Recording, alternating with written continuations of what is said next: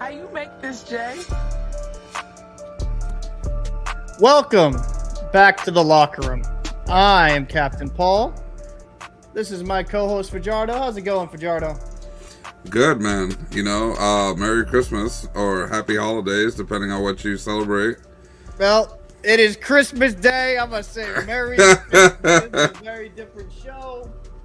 Usually probably wouldn't do this, but we had some time for dealing with family and stuff like that. Bring you a little bit of a shorter show. I mean, for us. So glad to have you here. If you do end up watching this, and hope you enjoy the clips. But Fajardo, this has been a crazy hockey season. There's been a lot of teams that have exceeded expectations, like my Bruins, and then there's been other teams that have dashed my expectations, like the Ottawa Senators. So there's been a lot of parity in this NHL for a lot of different reasons. Yep. So it's absolutely been wild this season. Some people are kind of like, very few teams are where everybody expected them to be. Yeah. But a lot of teams are punching above their weight class. 100%. Some of them are being brought back to earth. But it's kind of a little bit out of Ray at the moment. But it is the first 1/3 of the season, just about, a little bit over that. So a lot of dust to be cleared up to see where everything starts really falling into place. 100%. I mean, we're only, for most of these teams, what is it, around 33, 32 games, around that range. Yep. So, we're not halfway mark yet, but we're almost there, almost to 40. Mm-hmm. So we got kind of a good idea of what these teams are at this point. Now, this was something I wanted to do. One player every NHL team is thankful for. Now, because we are using our favorite website, Cap Friendly, we're going to go by division. Okay? Let's do it. We're going to go by the Almighty Division, and we're going to start off with the Anaheim. I wish they were still called Mighty Ducks. Yes. And let's get into it. You have some good quality young players. Trevor Zegras sticks out. 35 games played, 10 goals, 15 assists for 25 points. Troy Terry sticks out, 35 games played, 12 goals, 17 assists for 29 points. And even the young gun, McTavish, in 35 games played, only being 19 years old, 6 goals, 14 assists, 20 points. That's solid. Cam Fowler's producing pretty good on the back end, 17 points in 35 games. This is obviously not a good team. Gibson got hurt. Last few games Gibson was playing, he was doing well. But very unsure in net right now. They got Lucas Dostal, who's looked decent in his starts. He's looked like the best Anaheim Duck goalie thus far. But for me, I'll start out with me because I'm selfish on this Christmas holiday.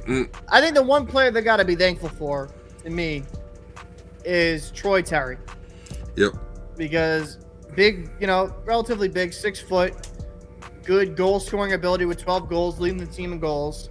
Leading the team in assists with 17, 29 points, averaging 20 minutes on ice. Listen, the Ducks aren't great, but that's a present that just keeps on giving. What is your player? Actually, he was my player as well, to be honest. We can do duplicates. It's one of those. It's you looked at his numbers throughout the past couple of seasons, right? He really solidified his position last season, but it was one of those situations where you would look at his numbers and say, is he the guy? And then was last year a fluke? Last season a fluke, whatnot? He had, I believe, 75 points last season. I think, was it? No, he played 70. He had 67 points in 75 games. That's what it was. And he's already halfway there, just about 29 points so far this season in 35 games. So he looks like he's about to match what he did last season and possibly could exceed it. But that was one of those iffy questions. Would he still be a big role player for this team? As they've got some young talent that's starting to develop. Or would he be one of those pieces that they would look to probably move and acquire better talent? But I think they have to be very thankful for him still producing at the same level that he has been. Yep. And it's a good thing for him. Now they need to figure out some of the other parts on their team. But yeah, that's what I'd be thankful for if I was Anaheim. Absolutely. Let's get into the next team in the Pacific Division, the Calgary Flames. Now listen, to me it sticks out pretty easily, but since I started first, I'll let you go. Who would you be thankful for if you were the Calgary Flames for that one player? Who's the one thankful player you've worked with? Let's see. I would have to honestly say probably Lindholm again. Yep, he's still producing at a good rate. It looks like he's gonna end up where he was last season, probably at least in the same general area, but he's still proving to be a leader on his team. And they're hands down their best center, their best point producer. He's playmaking, he's finishing, he's kind of doing a little bit of it all. And even though Huberdeau is like technically the superstar, I think that Lindholm is the guy that teams worry about when they play Calgary most. Absolutely. I was going to go with Lindholm as well. Kadri is a kind of a nice shout out because he's played well in that second line role. But Lindholm is everything you want in a number one center. Good playmaking ability, some decent scoring ability as well, and still around a point per game pace. You just can't complain with that production. I can't say Vladar or Markstrom, even though I wish Markstrom was better because that was a story I was rooting for. But let's go to the next team, the Edmonton Oilers. One player that they are thankful for. I'm going to go off the record here. I'm going to say Stuart Skinner is who they're thankful for. 21 games played, 2.90 goals against, and 911 save percentage. Without Skinner playing well, listen, Campbell still has a positive record, and Skinner's not that much better record-wise, but Skinner has given them stability in net that they need because Jack Campbell has been horrendous. So I think Skinner's maturation, it looks like he can hopefully take that next step this year and the next, and maybe they do have their future in net. So who would you say? I am gonna go with Barry Tyson. Ooh. Barry Tyson, the defenseman. My man is 31 years old, still producing at a good rate. Right now, leading their defensive core in points, playing a solid overall game, and he's not letting down. Right, his career's been up and down, like points wise and whatnot. But it seems like over the last couple of seasons to this season, he's kind of solidifying his role and how many points he's getting. So you're kind of like, okay, I know I'm gonna get this from him. And he's just maintaining like a rock. Obviously they have tons of superstars up front, but on the defensive end, it's one of those things where it was a questionable thing, especially after what happened last playoffs. But he's proving that, he's trying to be that rock for that defensive core and that leader back there. So, and Oiler fans, it's you. Yeah. Oiler fans. Connor McDavid is still the greatest player in the NHL right now. Well, Let's not get that confused. Leon Draisaitl's right behind him, but hey, nothing wrong with sharing a little bit of love to other people on your roster. Nugent Hopkins has played well; it was fantastic as well. Let's go to the LA Kings for depth chart. Let's go. Who is the number one player they are thankful for this season, Fajardo? Let's see. Oh man. There's so much to choose from here because, first of all, their entire lineup is playing above their weight class right now. Yep. We expected this team to be absolute trash, and I am happy that they're not. One of the things that we always say is I'd rather have every single team be super competitive and really good 100%. And get a true champion than have like a crappy team here, a crappy team there, whatever. So, for me, I'm gonna be thankful for Fiala. Yeah, their top point producer, who I'm pretty sure, it was like, who's gonna take the offensive reign? Yeah, he's playing next to Kopitar stud, obviously, but I think he's leading the way for them, obviously in points, and that allows people like Kopitar to play their type of game, which is a big game. Yeah, he's fast and stuff like that, but let's face it, he's getting older. Yep. So the fact that Fiala's there and can take some of that weight away from him is a key role in why they're being successful offensively, because it allows Kopitar a little more space, a little more time to set up plays and do a couple other things. That line is playing, extremely well, and I think that Fiala has a lot to do with it. I think that's going to be my pick as well, Fiala, because you got him from the Wild, right? Very good signing, 7.875 mil, almost a point per game pace. In today's NHL, that's a really good deal. I feel like he's kind of re-energized this offensive lineup quite a bit. It kind of gives them just more depth on the left and the right wing, because he can play either or. So it just gives them more depth on the wing. Yeah, Fiala's had a fantastic season. He's one of the main reasons why they're there. So yeah, I think we're both in agreement with that. Let's get into the San Jose Sharks. I'll start this one off because you started off the last one. One thing they got to be thankful for is that let's just say the GOAT. Erik Karlsson. Oh yeah, Sturgeon has been amazing. Yes. His skating looks like it's back. 13 goals. It's the most goals he had in a while. 13 goals, 33 assists for 46 points. He's been phenomenal. San Jose Sharks are not a good team. So let's just call it how it is. You have a few nice pieces like Logan Shore and Timo Meier. But outside of that, Hurdle as well. But outside of that, it's not like there's anyone crazy on this team.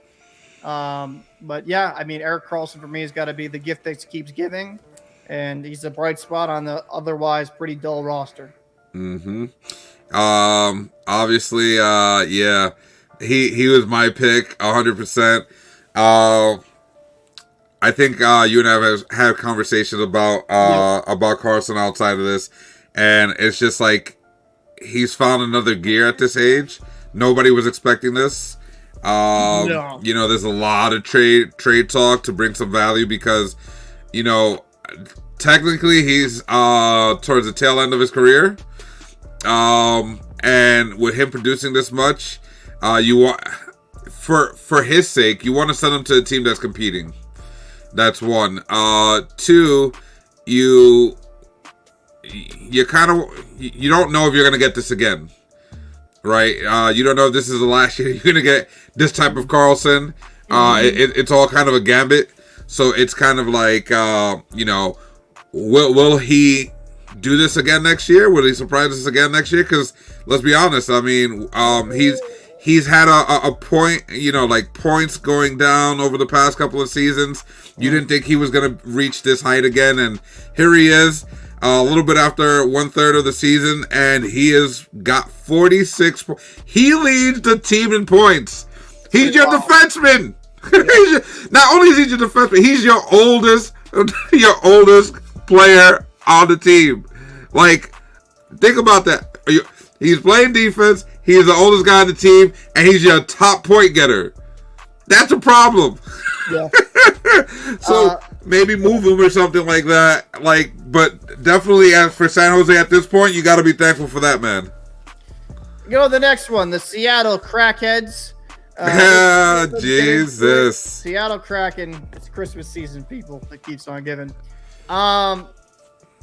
Let's start with you. Who do the Seattle Kraken have to be thankful for? I'm going to go with a surprising pick here. I'm going to go with Jones Martin, the goalie. What? Yep. Jones Martin. Martin Jones? Really? Yes, sir. Yes, sir. They don't need a lot. Yeah, clearly. Right? But he's been solid. And this is technically their weakest point. Mm-hmm. Right? It is the goaltending tandem that they have. But he's played very well. his numbers may not seem like it's great, but he's got 14 wins, so he's done enough. And some teams like this, that's all you need is someone to not try to be too much, not try to be so bad, but do enough.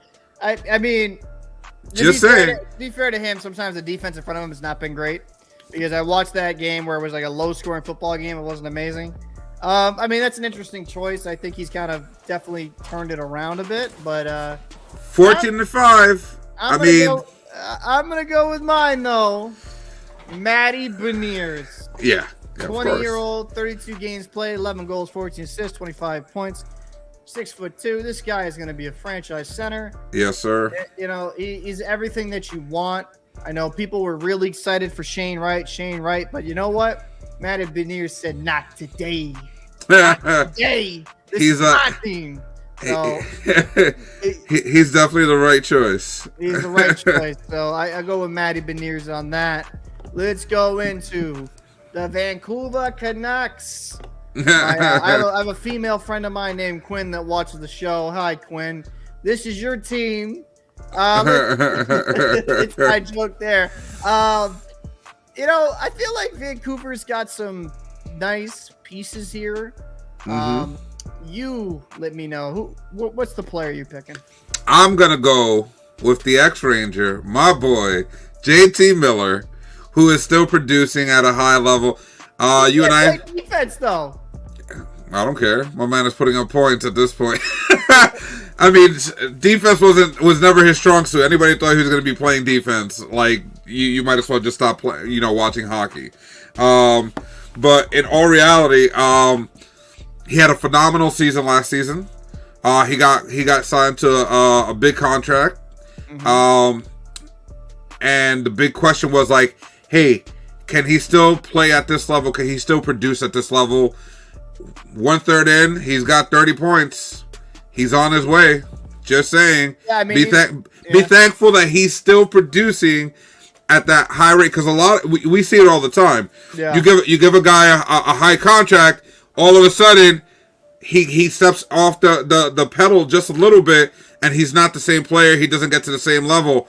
He's pushing for the same thing, and he's trying to be that leader. He's trying to take hold of the reins and try to be that guy that his contract is demanding of. And that's why I say be thankful that he's still pressing on the gas.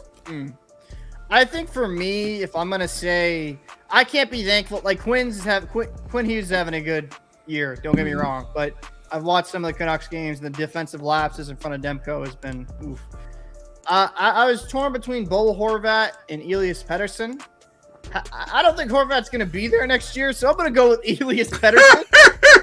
So, and this is why, right? 24-year-old, still really young in the NHL. 31 games played, 15 goals, 26 assists for 41 points. Looks like he's starting to kind of maybe turn that corner, become that player that people want him to be.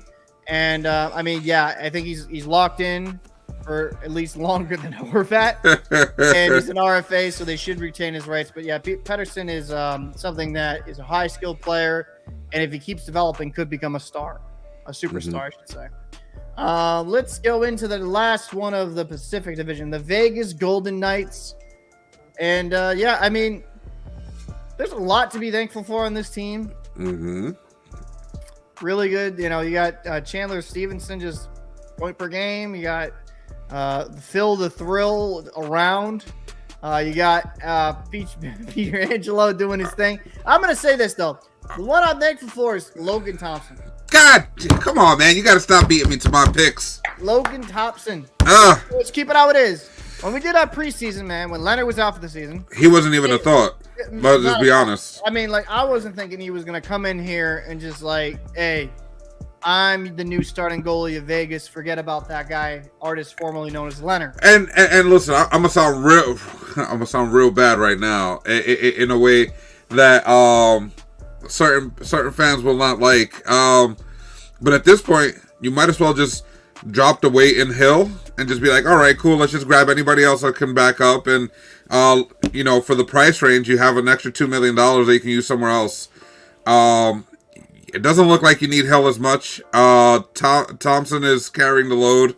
Just saying, why not shed some weight on the cap end and maybe put it, somewhere else where you need something else. I mean, Hill's done okay. I mean, he looks like a solid backup, but when you're paying your backup more than your starter, that's an issue. Mm-hmm. So, I mean, yeah, Thompson for me, far and away.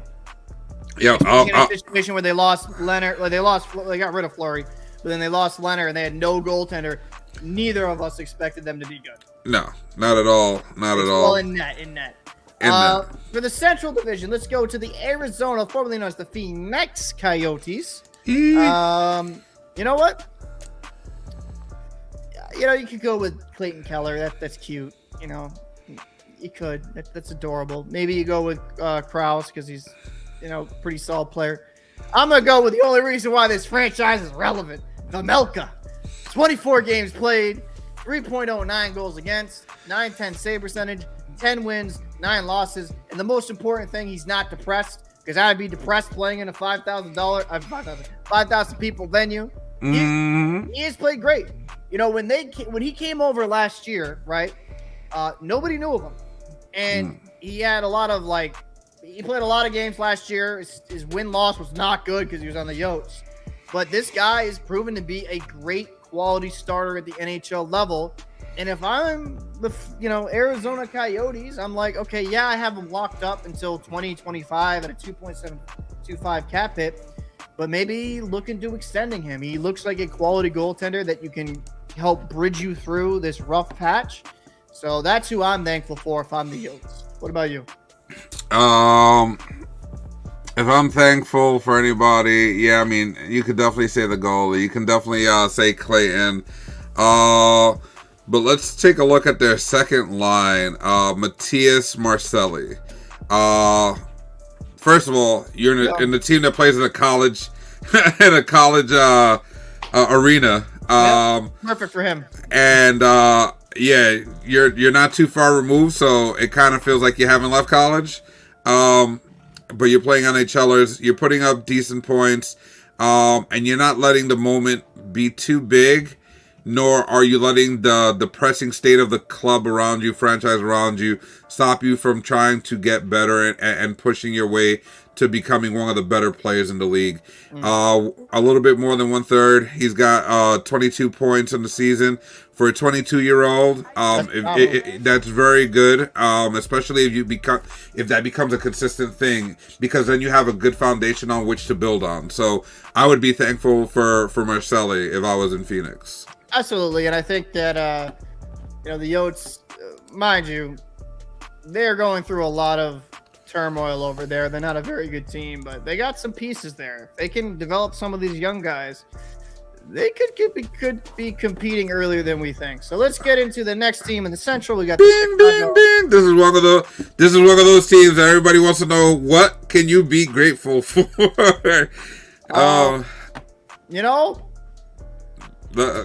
Let's be obvious. Patrick Kane. Yeah, there we go. That's it. Be grateful he's still there. May not be there soon enough. So I mean, he may be wearing this very soon. Just saying, from what I hear. I hope not. 32 games played, 5 goals, 20 assists, 25 points. Still a facilitator. And it's kind of amazing he's facilitating on this team. Jonathan Toews, honorable mention. He's kind of had a bounce back year because he's just been a train wreck for the last few years. But yeah, I mean, I'm not trying to be mean here, Blackhawks fans, but I'd be besides maybe Alex Stalock, that's about it. So yeah, let's get into an actual team. Colorado Avalanche. They have a lot to be thankful for. Oh yeah, no, for sure. This is hard because you have Rantanen with 42 points in 32 games played. This is not hard for me. And then McKinnon's out right now. 4 weeks, but he had 34 points in 23 games. Alexander Georgiev has been phenomenal, and you know what? That's what it is to me. Come on, don't do it to me, bro.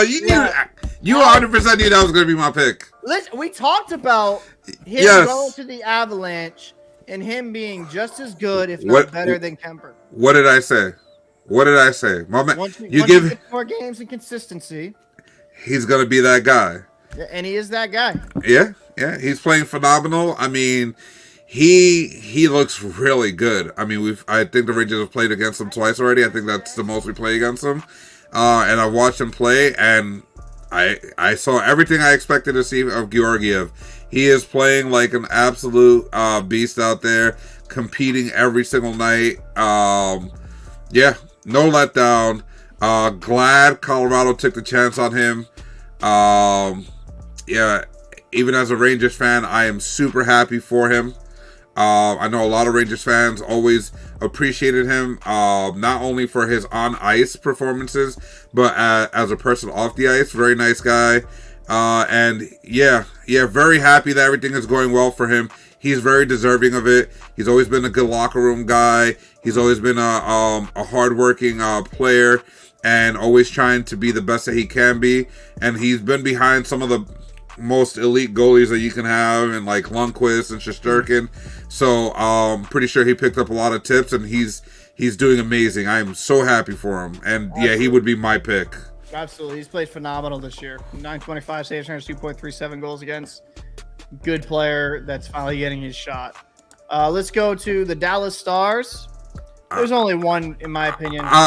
You want me to go with it? I mean, I don't. Yeah, just say it. Robertson. Yeah, Robertson is obvious. Bro, Robertson is playing some other kind of game. He's on a video game. He is literally playing a video game when he's on the ice. My man is just, he's just insane. Like, he took 6'2", goal scoring, playmaking ability. Like, he's so even distributed. Look at 24 goals, 26 assists. 50 points. 35 games. It's crazy. And what I love about it is he is having an amazing time on the ice. You ever seen his celebration? My man does a snow angel on the ice. Like, he's having fun with it. And he's not letting the moment be too big. He's not letting it outweigh him. He's just having fun with it. I mean, let's face it, 50 points. You're 23 years old, scoring 50 points in the NHL. You're doing something right. I mean, and shout out to Ottinger. Not like a Vezina type season, but respectable 919. Solid player. Let's go to the Minnesota Wild now. This one, I mean, you've gotten... I know who I'd be thankful for. I mean, I don't have to say much, but you probably already know who I'm thankful for. Is he from Russia? Huh? No, definitely not. Definitely not? No, that's not my pick. Because, I mean, that was expected of him. So I mean, but listen. He's from Norway. Young. Just saying. Yeah, well, you're biased here. Young, 19 goals, 24 assists, 43 points. Living up to that contract, which is huge. That's my pick. Let's go into yours. We already kind of know what it is. You ruined it. Of course. Hey, listen. I can't hide it, but I'm a Zook fan, right? Zuccarello. The thing about him is, right, first of all, since the beginning of his career, everybody say he was too small. The fact that he is 35, still producing at a high level, and not just a high level, a high fast-paced level, because he's in there with some young talent that are very good, very skilled, very fast players, and he's matching them stride for stride. Still playing, that tough physical game, getting in the corners, getting dirty when needed, but still playmaking all the time. Like, nobody expected Zuccarello to have this type of career this long.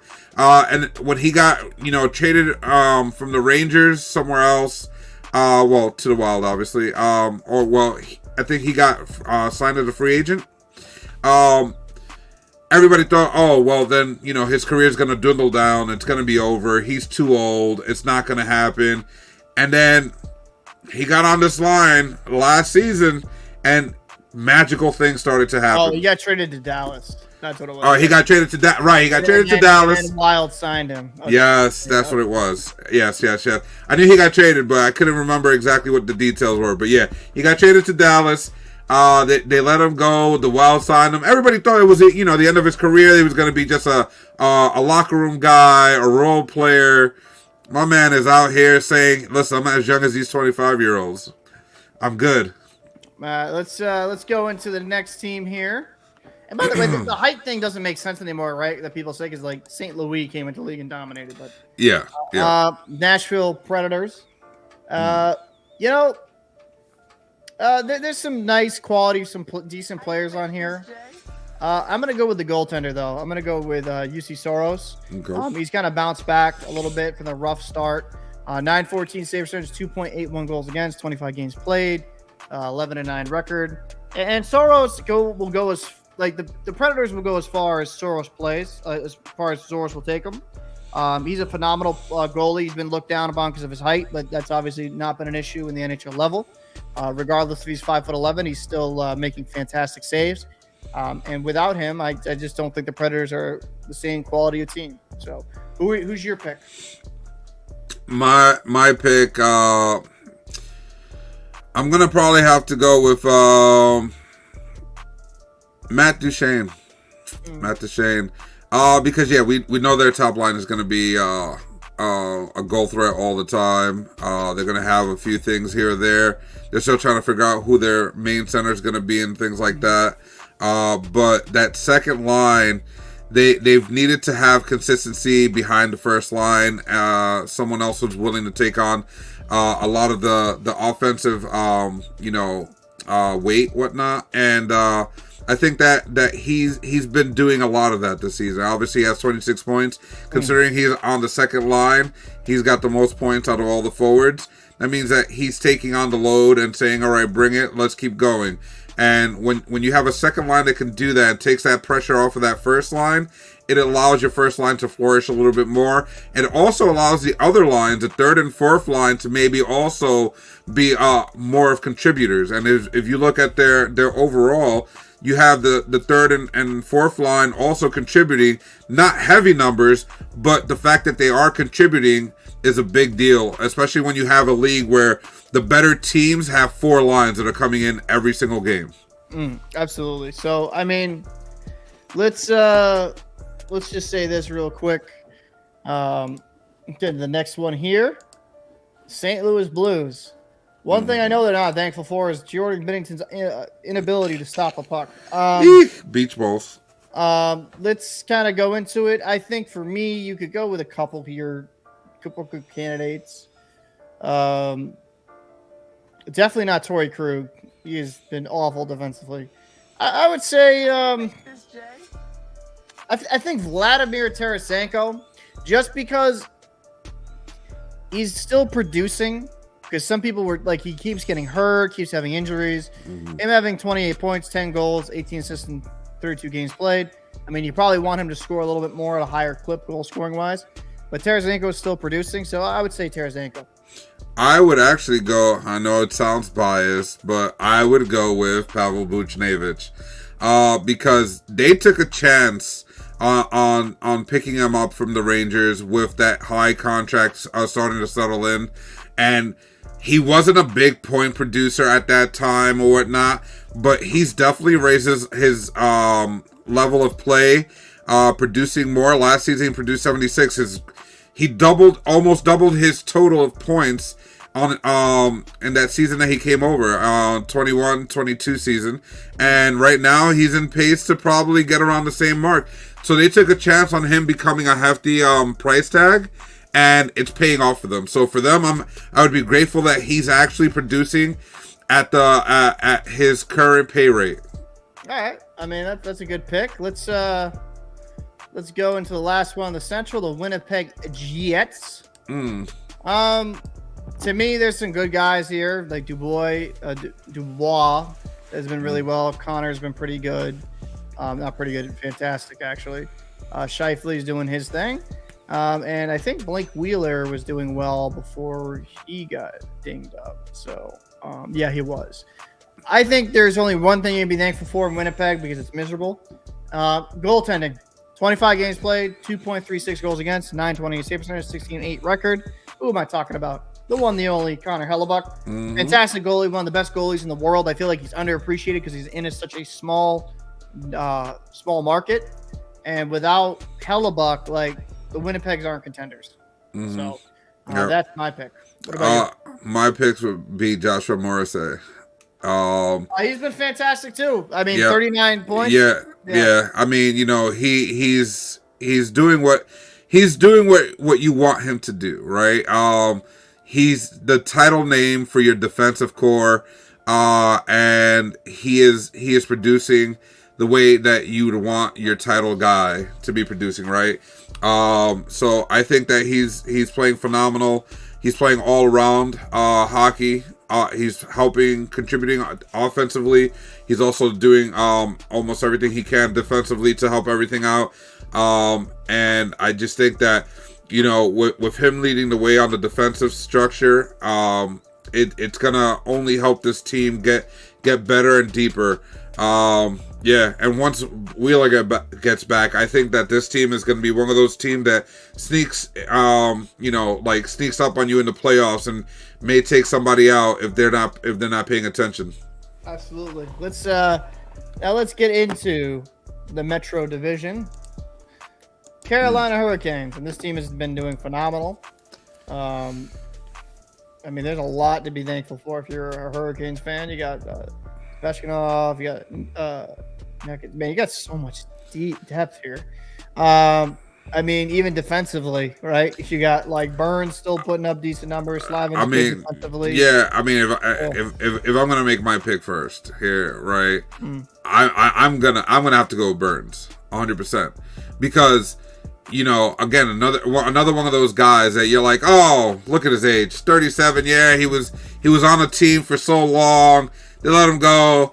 It's probably the end of his career. He's probably just going to dwindle down. Carolina lost some key pieces over the summer. Oh, that team is going to be in a rebuild. He's just there as a placeholder. Yeah, no. And he said, yeah, I might be 37, but I can lift weights. And he is definitely lifting his game up, playing to the level that he needs to help this team be a monster team still. And it's one of those things. It's good to see a career, not just a long career, but a long productive career, right? And he's still producing at a high level in probably, I think, the most competitive division in the entire NHL. In my opinion, you got the Rangers in that, so no. Shut up. You also have... come on, man. Stop it. We're not even going to go there. All right? But I definitely think that it's definitely... It's the Metropolitan Division is a tough, very tough division. But outside of that, I mean, it doesn't really matter who they play. Like, they've been good. They've been good, and he's been part of that the whole time. Yeah. I mean, that's a good pick. I'm going to go with... Paitor, Kochechov. I'm probably butchering it. Apologize. I can't. So 15 games played, 1.94 goals against, a 9.28 save percentage, 10-1 win-loss record. Only 23 on an ELC. Fantastic, getting such a bargain, and he's done well, and he's been fiery. And I mean, that's fantastic goaltending, and that's really what you need, especially with Frederik Andersen out. You needed this guy to step up and do his thing because Antti Raanta has not been great this season. But yeah, I mean, definitely bringing a nice boost to this team. Let's go with the Columbus Sad Jackets. Columbus Blue Jackets have, they have an okay roster. I think Johnny Gaudreau is,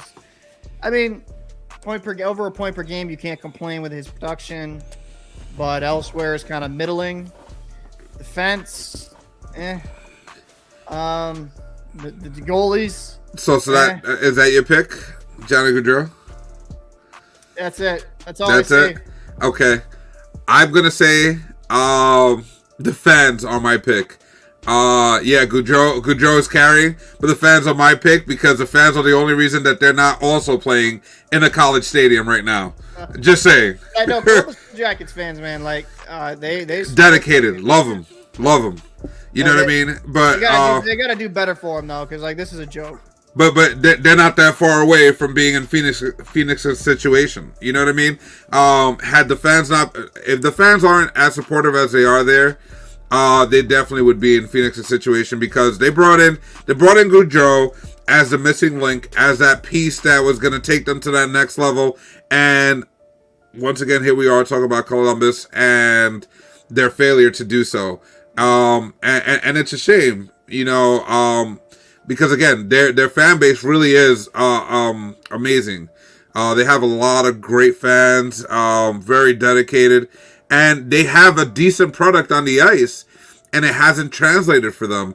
And as a fan of multiple teams that don't do well, I would say it's very easy to lose faith and just turn your back on your team, but they haven't. They stay supportive. They stay pushing. They stay trying to keep this team better. If I was the owner, and if you're the owner watching, hey, listen, do better for your fans. You need to do something about this whole team. There's something missing, and you got to figure it out. Yeah, I mean, they got a lot of guys out. Like Werenski's out. That's a big piece. You got Jenner out for 4 weeks. You got Sillinger's out day to day. I mean, Voracek, that's actually indefinite. So from concussion. So, I mean, listen, it is what it is with the Columbus Blue Jackets with their fans. It's tough. Now the New Jersey Devils, the best team probably in the metro area. Oh my God. Is the New Jersey Devils. They've cooled off a bit from their hot streak. And they just got pumped by Boston. I mean, listen. They just got pumped. Let's face some facts. They got pumped by Boston. Everyone's getting pumped by Boston. You got some quality picks here, right? You got some decent picks. You know what? I'm gonna go with Dougie Hamilton.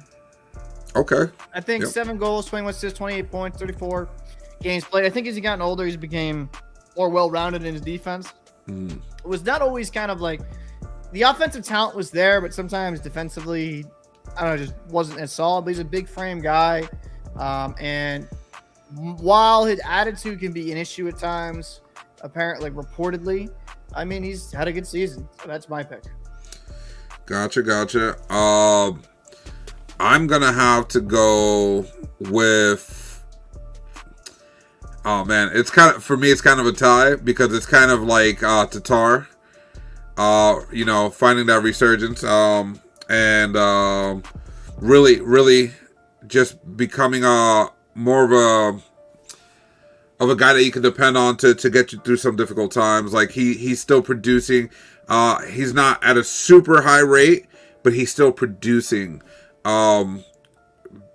He's definitely not producing to where he was when he was on Detroit. But he's still getting numbers. He's still helping the team get better. And it's one of those things that go unnoticed because the numbers aren't the greatest. But if you ever watch their games, he's noticeable on the ice all the time.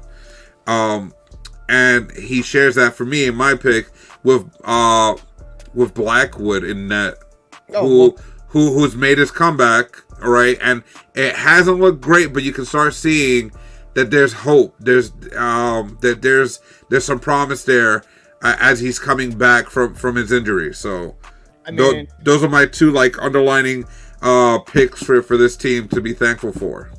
I think Jack Hughes honorable mention because he's been phenomenal at the age of 100%. So let's go to the best team named New York in the Metro.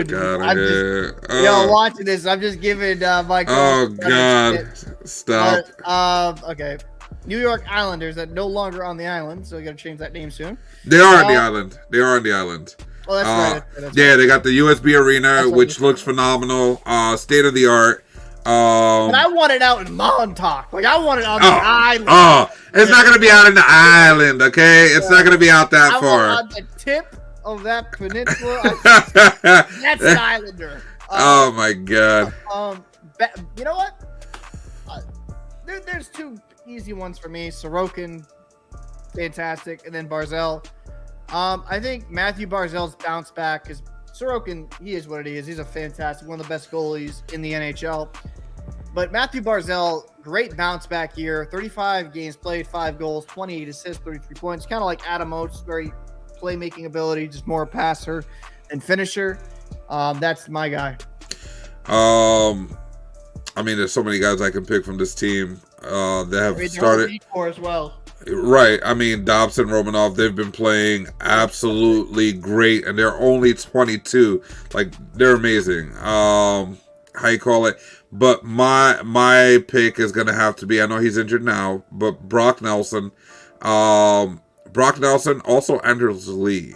Those two guys. I mean, they're 31, 32. And you don't know how much more you're gonna get from them, but you watch them play. Those guys have no quit. They continuously play hard all the time, and they're still putting up numbers.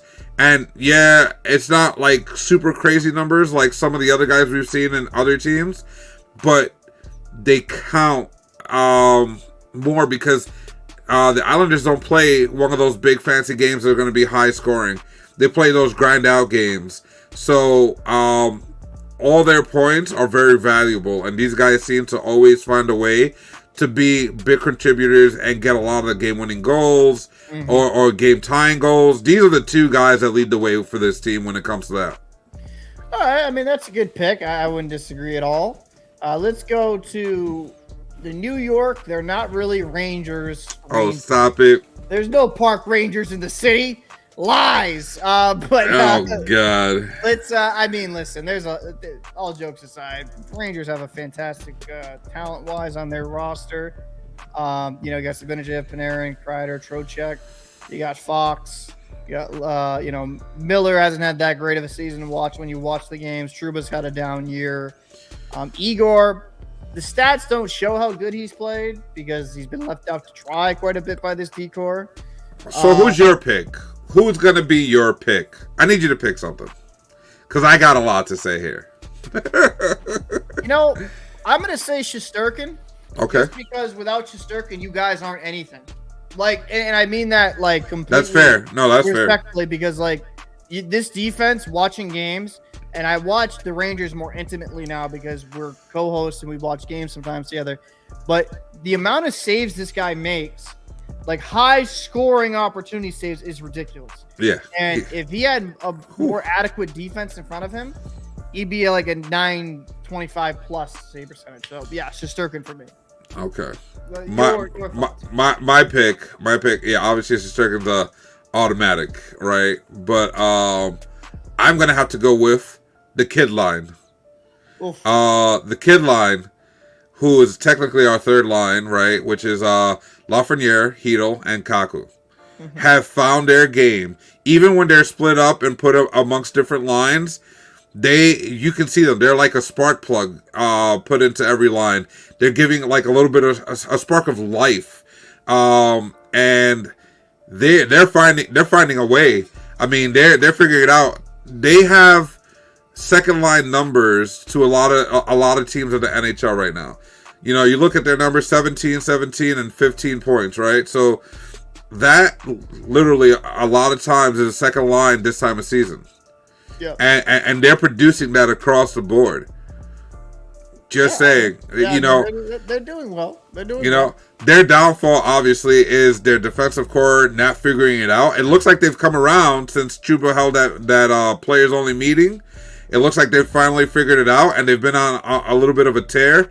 I think they're 8-1-1 or 8. Yeah, something along those lines. 8-1-1. They've been on a streak. Yeah, ever since that meeting happened, it looks like their defense is finally starting to come together and playing the way that they're supposed to play. As far as the forwards, everybody's kind of contributing, right? Obviously, we also have question marks about Vitaly Kravtsov. He's been a big question mark while we gave him a contract. Well, so far, he's been injured in almost every single game he's played. But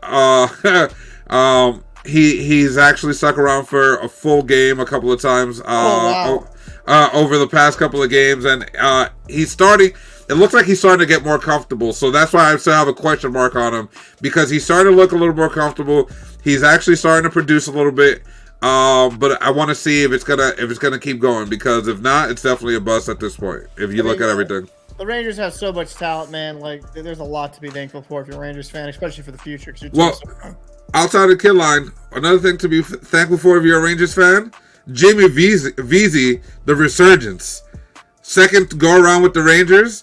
I mean, he has 12 points, but I think they've all been either like game tying goals or like game winning goals. Like he's been a big part. Like he's made a difference. It's been crazy. But yeah. So let's go to the Philadelphia Flyers. John Tortorella knows how to run a ship. Yes, sir. I mean, you know, Konecny, it's like, you know, you got Hayes. He's had a good year. Man, you know what? I'm not trying to be so damn predictable because I think goaltenders get a lot of the blame some of the time and not enough the credit. But I'm gonna go with Carter Hart. He's injured right now, but 9-11 save percentage, 2.89 goals against, 27 games played in front of this team. I mean, behind this team, I should say, is just hats off. He's dead. Yeah. I mean, that would have been my pick for this squad. This is one of those teams that just it hasn't gone. Nothing has gone right for them this season. But we expected that. Let's be honest. Like we didn't go into it expecting them to be good. Like they're gonna. But we did say that we expected them to be a little bit better with some of the additions they had.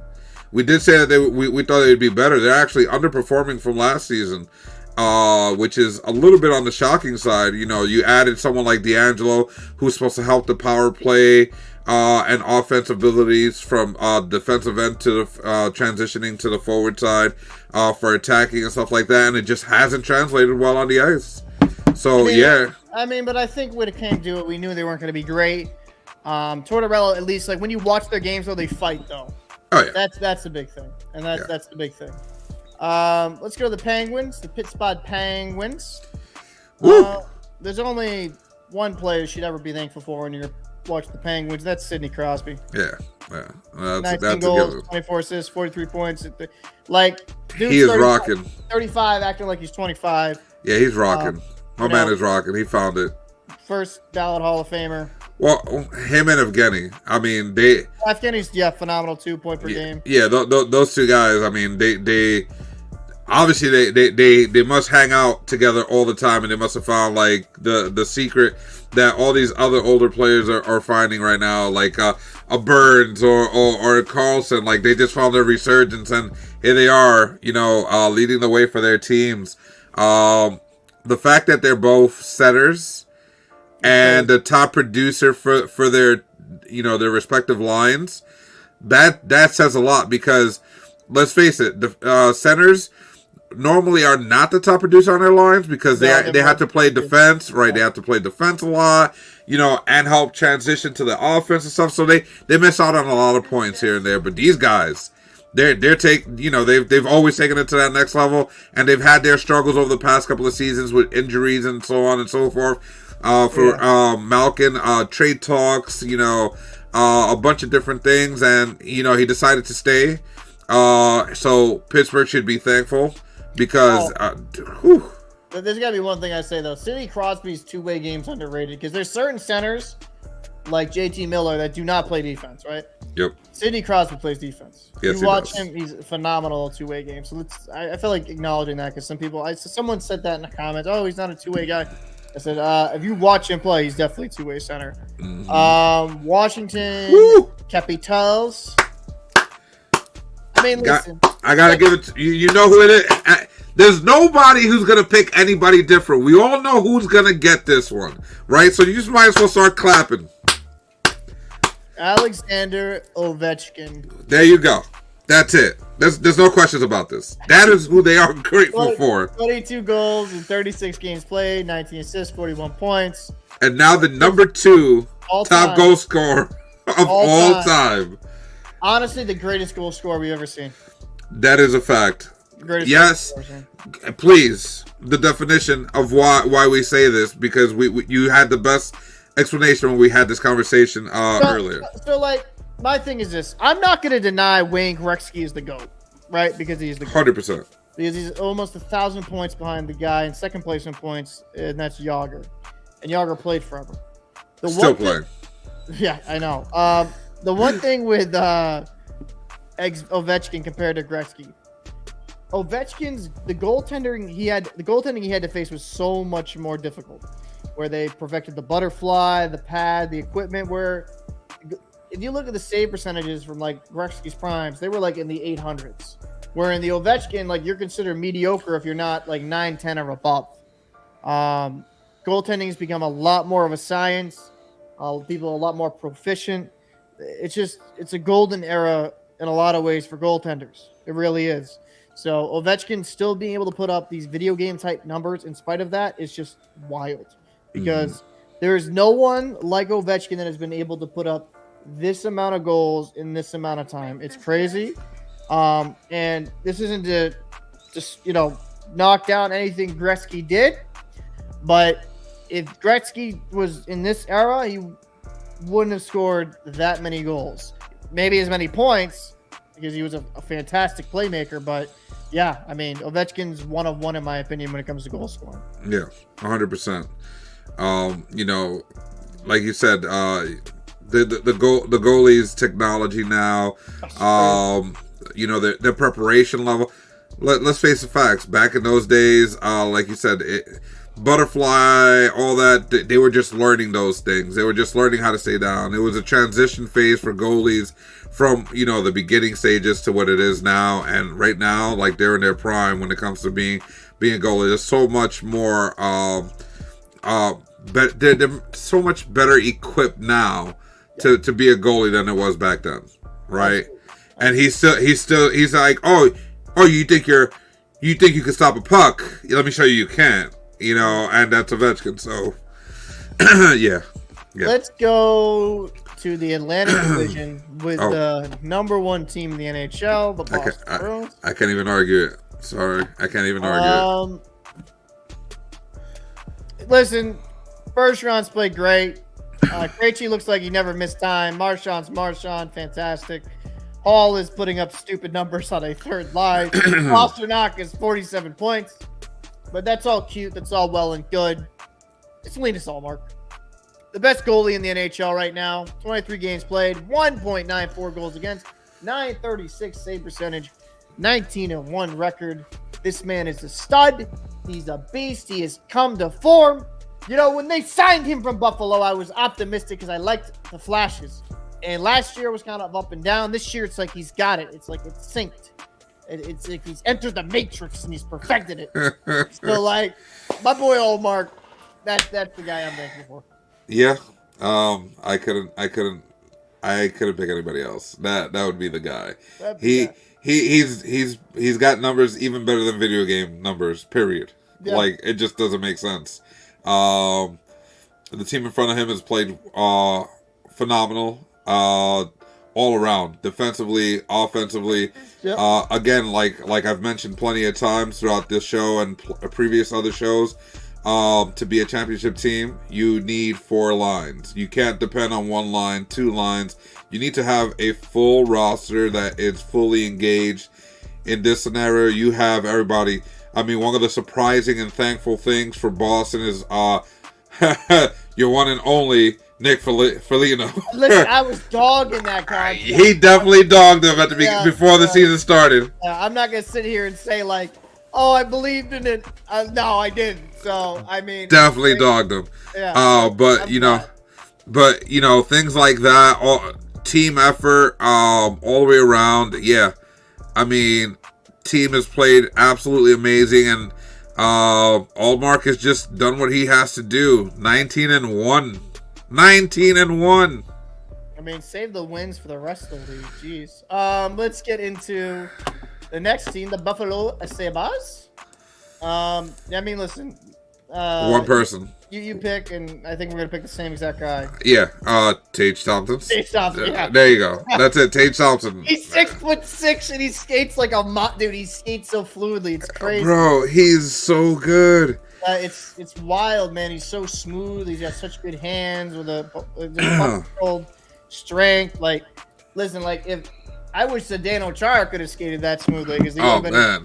But this dude is a phenom. 50 points, and 32 games played. Yeah, he's the single reason why. But we did point him out. We did point him out. We did say that a lot is going to be on his shoulders to be the guy and to see if he could be the difference maker for this team. And he said, "Okay, challenge accepted." Looked us in the camera and kept it moving. Quick shout out to Darlene because he's kind of come of age this season, and then also Anderson, who as an old age is still putting up good numbers. So, Yeah. and it's funny because Darlene's only 22. Yeah. It feels like he's way older than that. But let's go into Detroit, the Motor City.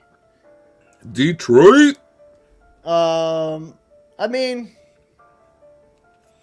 there's some good selections here.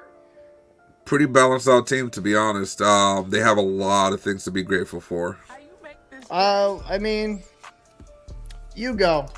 You pick.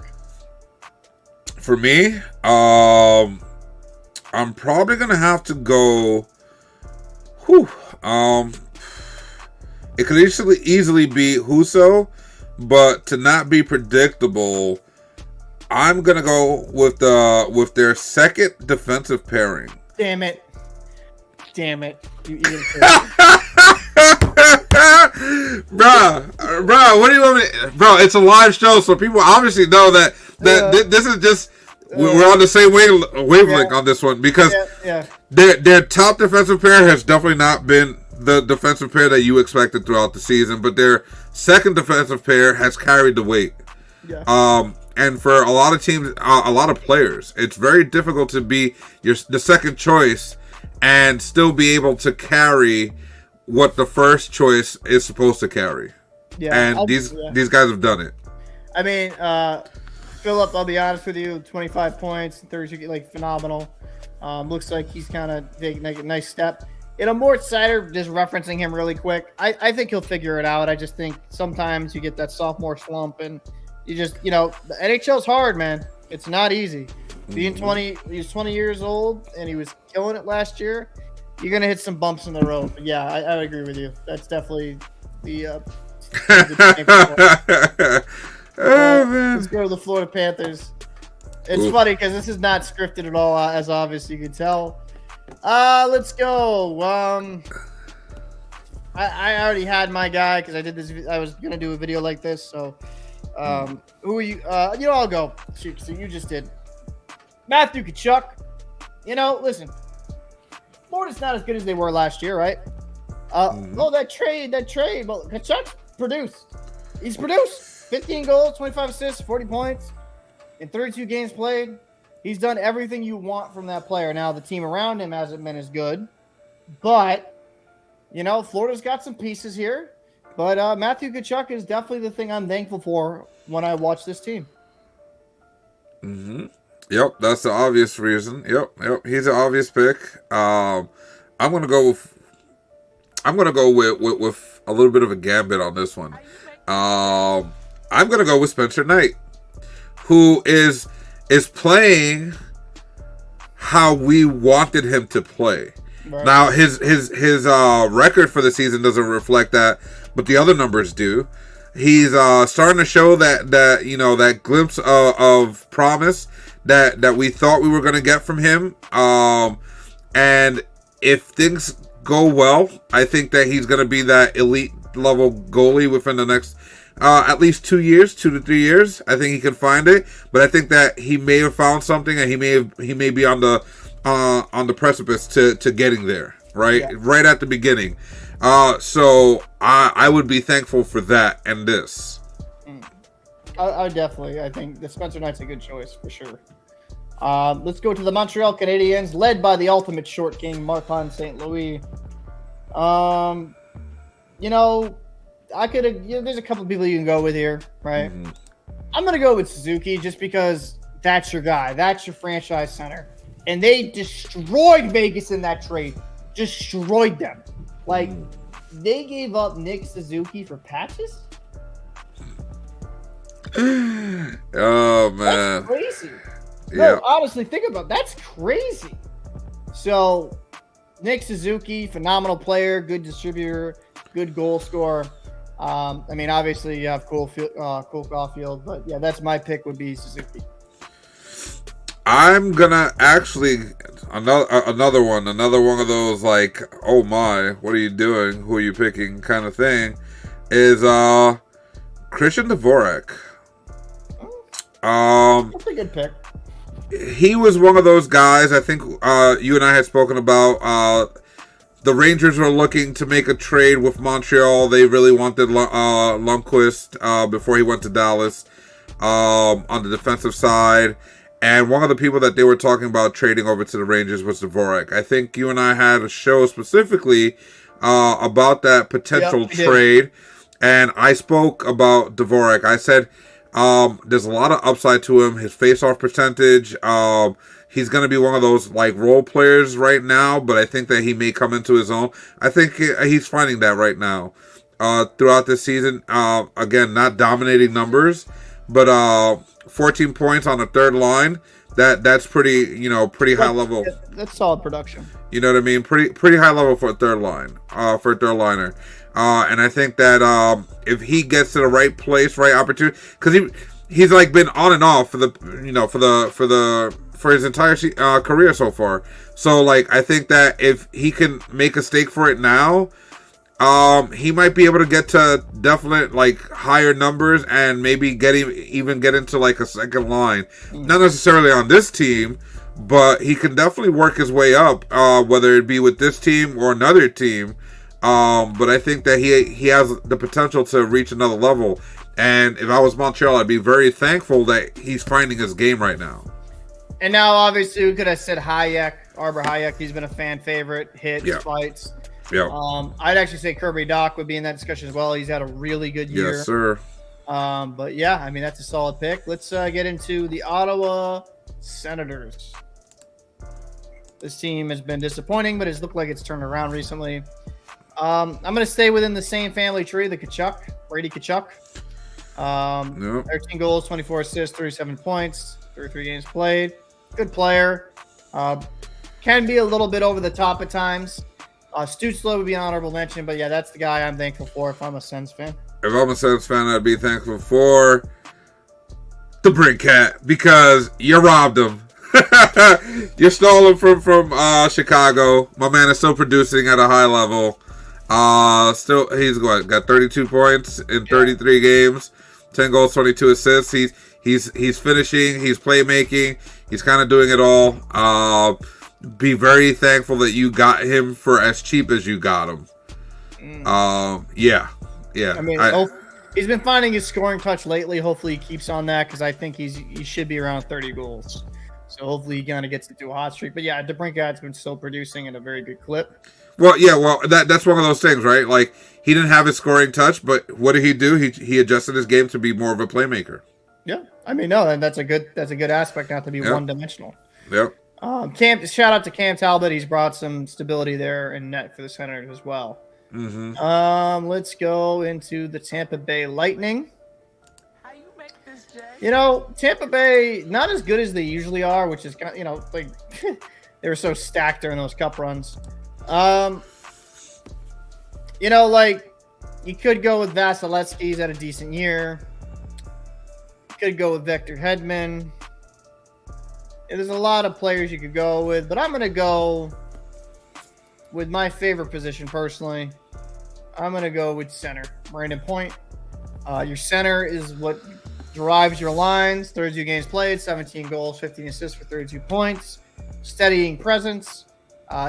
Everything you want in a franchise center. So, yeah, I'm going to go with Point.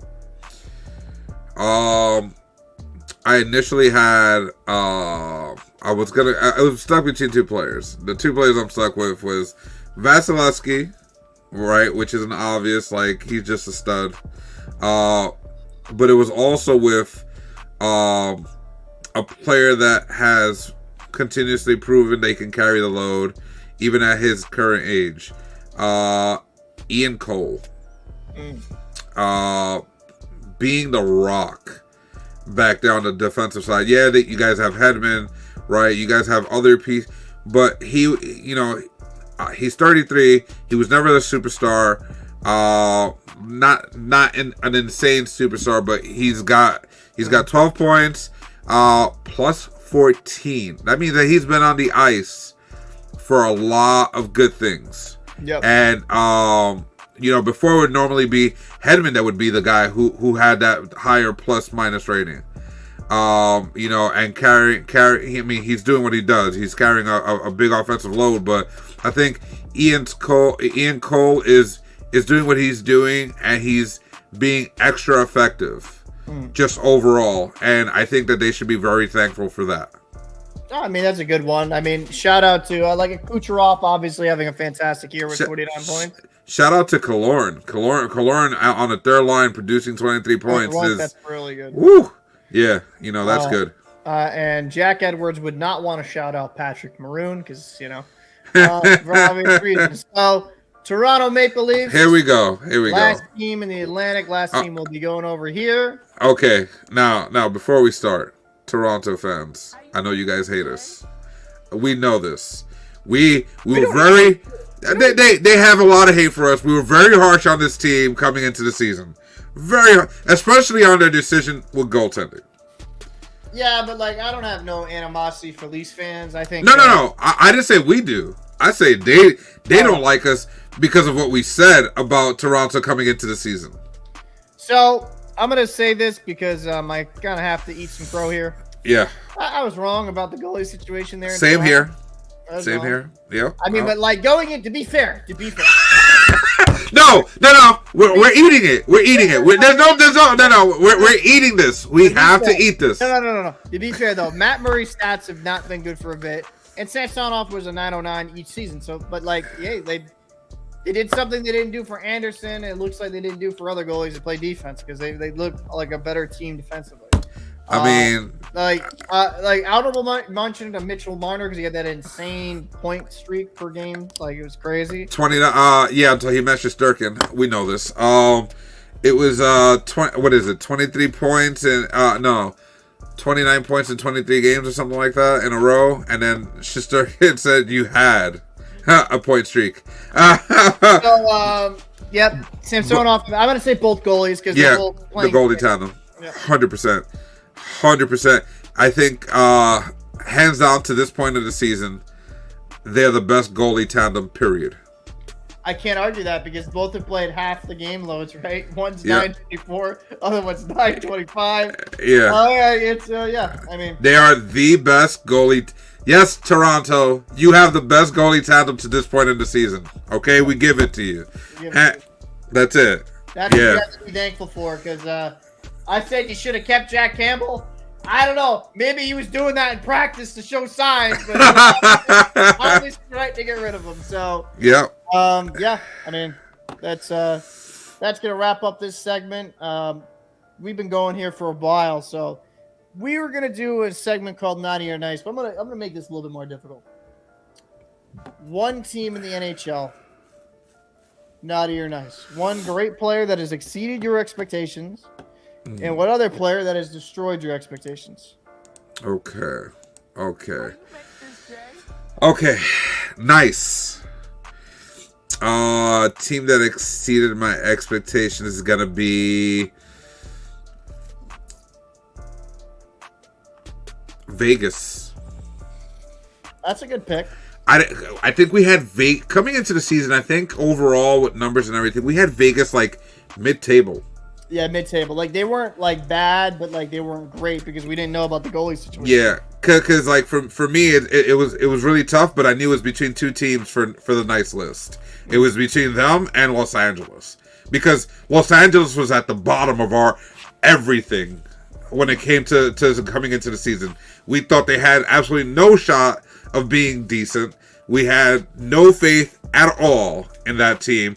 And then, again, with Vegas, we thought that they lost some key pieces, and it wasn't going to happen, but they were going to stay in the mid-table just to be relevant, and that was about it. Both of these teams are on definitely the nice list because they've exceeded expectations. They've played very well throughout this season so far, and are sitting in number 1 and 2 in the Pacific.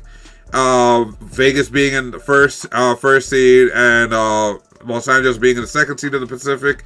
Again, playing above 500 level hockey, and just again playing at a level that we didn't think was going to be a thing for them.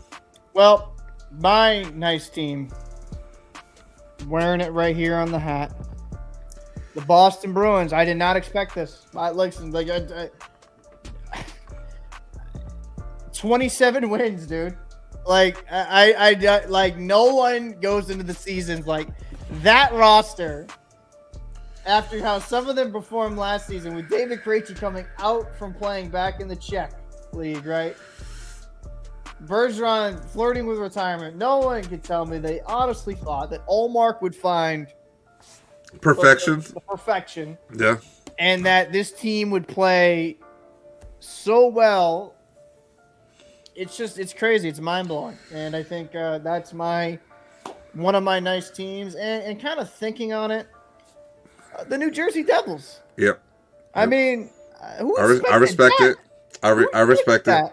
Nobody did. Nobody expected that. No, we had them at the bottom of the table. Like, it's so great though too. Like, I think when the Devils, Islanders, Rangers are competitive in the Metro, it makes it so much more fun.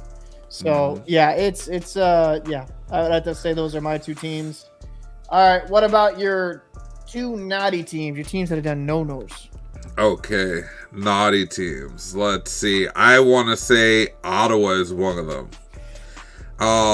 They made so many good decisions on the offseason. They won the offseason. Still to this day, I'm going to tell you, they won the offseason, hands down. It just didn't translate into how they played overall. They're finding their way now a little bit. You know, they're becoming a little more competitive. They're playing a little bit better, but still, very disappointing season for them so far. They're 14 wins, 16 losses, 3 overtime losses, 31 points on the season, sub 500 record. Again, with the additions they made, you expected them to be above 500 at this point in the season. To be a little bit more competitive, to be a team that you looked at as like, oh man, they're carrying a load, but they definitely are on my naughty list, 100%. The second team that I'm gonna put there is also gonna be Vancouver. I think coming into the season, we had Vancouver a little bit higher. Well, not a little bit. Actually, I think we thought that the way everything was set up, Vancouver is going to be in the top 3. Yeah. Top 3 coming into the season for the Pacific, and they are sitting in the top and the bottom 3. They're just at 500 for the season on this Christmas break. Again, certain players are producing the way that you would expect them to, but the overall game for them, yeah, they're not where they need to be. They got some work to do, especially with the resurgence of Vegas and Los Angeles being as stunningly good as they have been. Yeah, Vancouver, you need to kind of put the battery pack on and like really work. I mean, for me, my naughty list, Ottawa's in there because we both thought they'd be doing far better. They did win the off season, but they lost the real season. Yeah. I mean, they're 5-3-2 in their last 10. They've definitely got to become more competitive, but I don't really see them competing for a wild card spot. Just you kind of named all the reasoning, so I'm not going to go back into that. A second team for me, this might be a little Calgary. I thought Calgary would be a little bit better than they are. They're 4th currently in the Pacific. Seattle's outperformed them. Los Angeles outperformed them. Vegas outperformed them. I thought this would be a year where they're at least like 2nd, and then Edmonton would be 1st. Yeah. Those two teams to me have not played well up to their standards, I should say. An honorable mention to Arizona, because when you're at a fucking college stadium, like I don't know what else to say. Like, that's an embarrassment to the league, in my opinion. And you're not even the worst team in the league. No, it's Chicago. Shout out to Chicago. Bedard, I hope you enjoy cold winters. Yeah. So, but I think that's going to wrap up our show here. A little Christmas special, something that wasn't really planned. We just threw something together, have a little fun with you all guys. If you watch this video, please make sure to subscribe. We are trying to reach 1,500 subscribers before the end of January. There's been crazy growth within the past 6-7 weeks. We've gotten over 1,000 subscribers. And I mean, yeah, I really want to say a big thank you to everyone that has subscribed to this channel, supported and watched all the videos. It means a lot to me. I put effort into a lot of these videos. Expect more things from my co-host Fajardo. He's going to be doing some more commentaries like I've been doing on the channel. We're going to start doing weekly shows and having different segments throughout the week. So look forward to that. Anything else you need to add there, Fajardo, before we get out of here? Thank you. Thank you again for tuning in. We definitely have some things going. If you have any ideas of things that you may like to see from this channel, from us, as we continue to grow, by all means, throw some comments down in the box. Let us know. We do go over all those things. We do read everything. We do want to react to everybody and try to get the best show out there for everybody, get you the right information, get you the best commentary possible, bring you the best questions possible as well. And, you know, we're also going to be creating Discord for people that know what Discord may be. And for people that don't, it's a forum where a lot of chats happen and things like that. It's a newer platform. You can have it on your phone, computer, even gaming system now. If you have Xbox, I believe. It's going to be a nice chat thing, and this is it's going to be for patrons only thing. So like if you do enjoy the content, even if it was $1 a month or something like that, we'd appreciate it. You to get access to the Discord and have conversations with us and just have a good time. I kind of want to keep it like a little bit more, I guess, intimate in a manner where we can really connect with people that truly enjoy the content. But I mean, even if you don't subscribe on the Patreon or anything like that, if you just like, comment on these videos, that's more than enough. We really do appreciate all the support. Yes, we do. So I'm Captain Paul. That's Fajardo. We are the Locker Room, and we will see you in the next video. Peace. Peace.